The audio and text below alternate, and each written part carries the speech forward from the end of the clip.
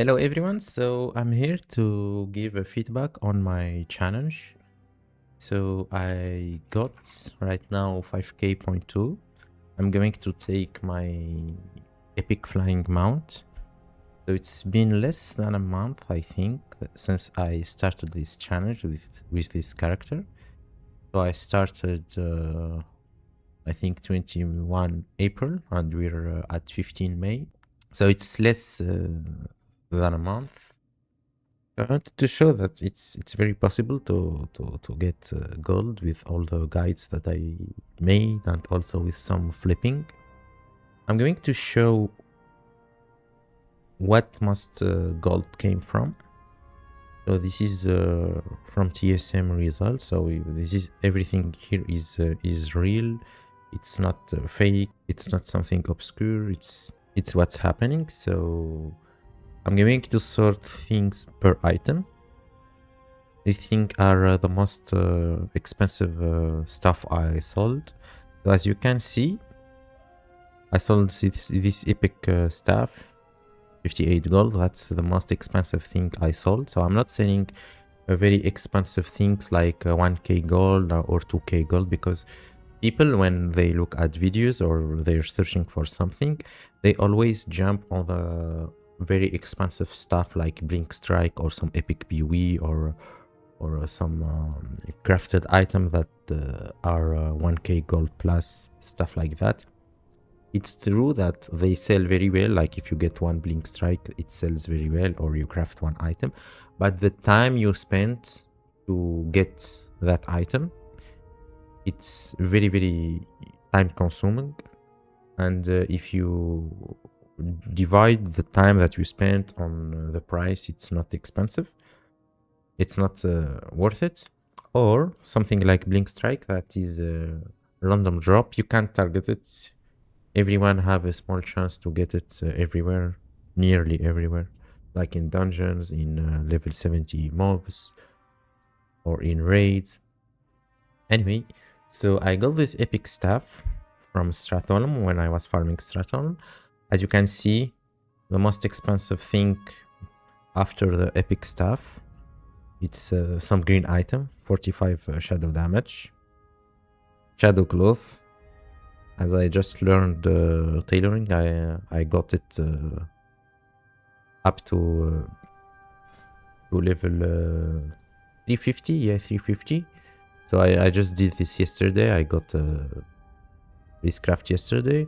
The gems, it's once in a month gem, because I'm exalted with a concentrium, so there is a bag. On top of that, you can just get this nearly anywhere in chests. This is also neck from concentrium Ethereum keys. You can get this neck. I got this primal cloth. Of course, it's the same day I got tailoring. And all of the rest are some green item. 58 green item, 38 gold, 64 level 64, 37 gold. Orb of Deception, I got this in Stratolum too. All of the rest are green item, 57, 70, 70, 60. So the most expensive green item that sells very fast, either green item from Outlands that are between level 57 and 60 and level 70. All in between are harder to sell, but they can sell like this. It's 64, but it's still sold. But the most common item to sell are the one that a boosted character can buy directly, or level 70 item for people who want to get quickly ready for some raids or stuff like that.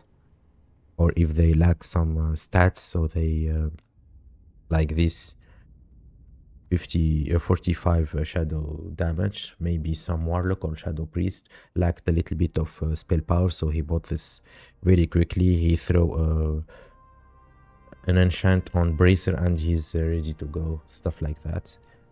All of the rest of the items, 60, 60, 58, 60, 70, 70, 60. As you can see, that's the most expensive green item.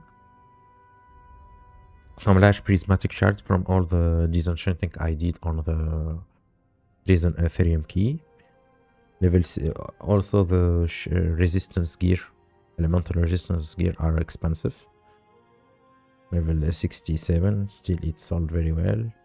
This is level 70, level 70, level 70, 61. It's very close to 60, but yeah, it sold very well. Large prismatic shadow, large prismatic shard, primal shadow, primal mana.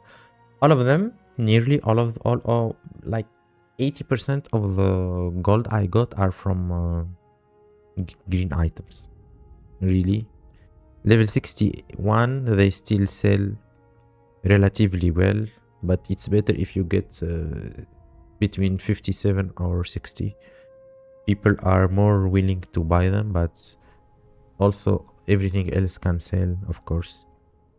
So as you can see, that's yeah, 66 also sold, but it's a very good item. Anyway, most items sold are let me just remove the other characters. I'm going to only show this character, but since I did 30 day, it's the same item, because the other character I didn't log on them more than 1 month, so they don't appear here anyway, but still. So as you can see, all of the gold, I'm doing this video for 2 reasons. One, to do an update on my challenge, and 2, to show first to show how I got this gold, and 2, to tell people that green item is a gold mine, literally. As you can see, most of the gold I got is from green item. Righteous Orb also got a huge boost in price. This one is sold today in the morning, 13 gold. It used to be 8 or 9 gold. Green item Shadow Pearl also is very expensive, but I think it got down in price. These are all green item. Some are Tome, green item. So let me now just sort it by time. Let me remove vendor. So these are some nether with cloth that I usually don't sell them in the auction house, but I threw some because I wanted to go out today and I didn't craft them, so I threw them in the auction house just to be quick. Oh, these are 1 month ago, I'm sorry, but I think I sold some today. It was some bolt, not the cloth in itself. So some large Brunian shard from Stratorm farming. I disenchanted the blue items. Nether dragon scale. I bought a lot before phase 2 and I sold them. These are all the essence that you will see are from essence flipping. You can find the video on my channel about the essence flipping. Shadow cloth, astral essence. Before the first day of phase 2, I found a lot of Ethereum prison key at a very low price. Like I found 220. Let me just check. Ethereum prison key lasts 3 days. So I bought 217 Ethereum prison key at, I just bought the last 16 at 9 gold, because the one next was 950, so I sacrificed these 3 so I can sell all of the rest for a higher price. As you can see, I bought them at 8 gold and I'm selling them for 850 and 99999. So I did a lot of profit on them. As you can see here, if I can check resale, you can see for the resale the item that I already bought and sold for a higher price. Sometimes I buy some green item and I sell them at a higher price. As you can see, Ethereum prison key, I got 77 silver for each one. It's very good. I also bought some bolt of imbued nether weave. I got some 70 silver.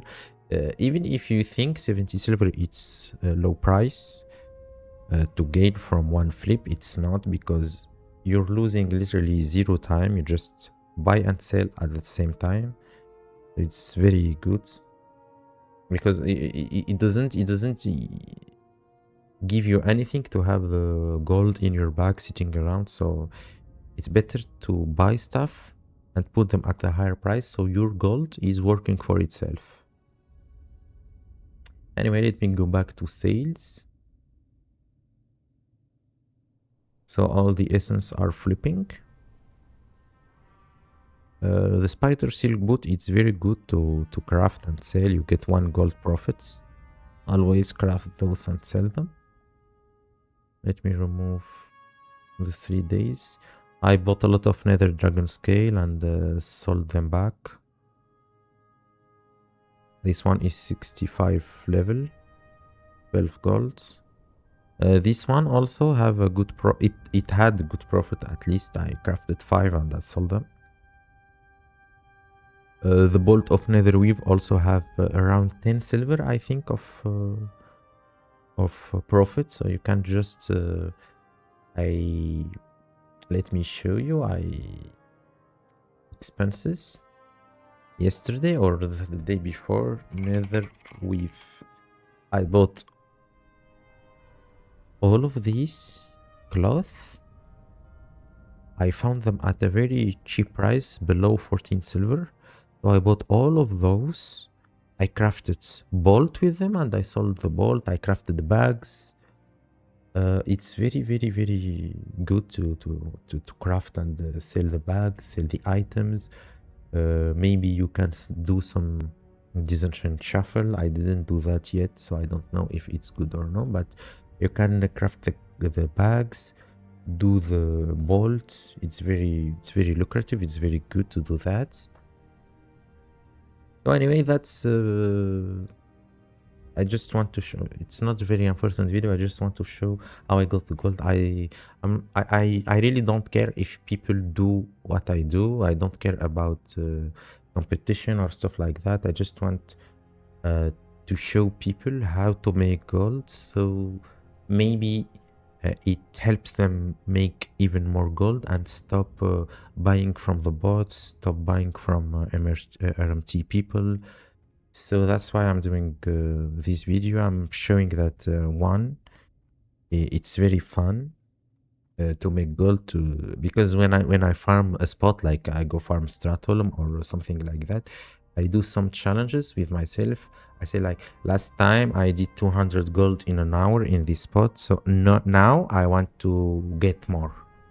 If I go and get some new gear, that gear will help me farm better, so I can do what I did the last time better in a more effective ways, or in a more competitive way with myself, not with other people, or not just to compete with other people, but it's some challenges that I do. Like if I kill 200 mobs in 1 hour, now I have to kill more in 1 hour, stuff like that. It's some personal challenges.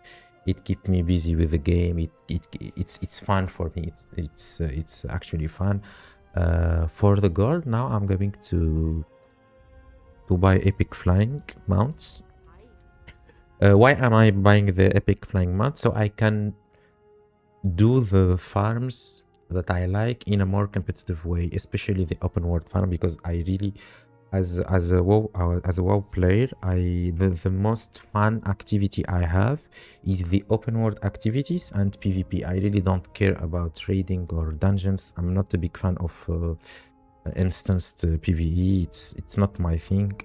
I sometimes do that, or I used to join the raids, but the fact that I have to repeat the same raid over and over, the same fight, the same mechanics, especially if you join a raid. I used to be playing in guilds, especially the fact that you have the same people playing with you, fighting the same bosses, doing the same activities. It's boring for me because it's the same thing with the same people.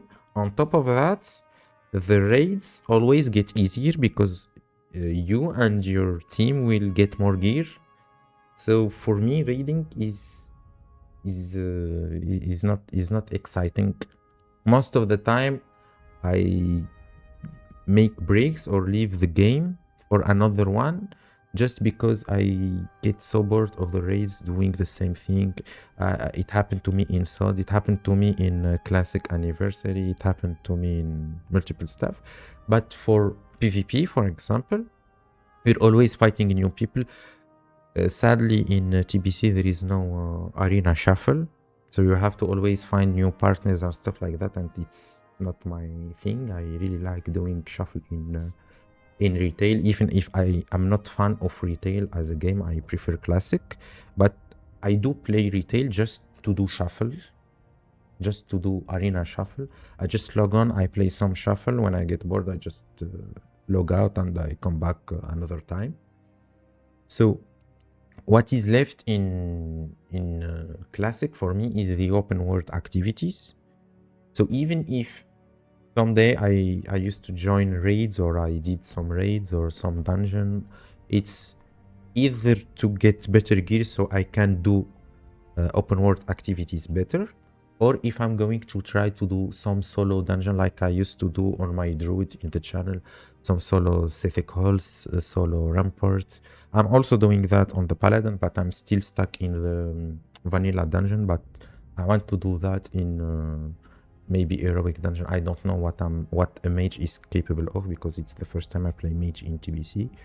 I played that in hardcore, but I didn't play that in TBC.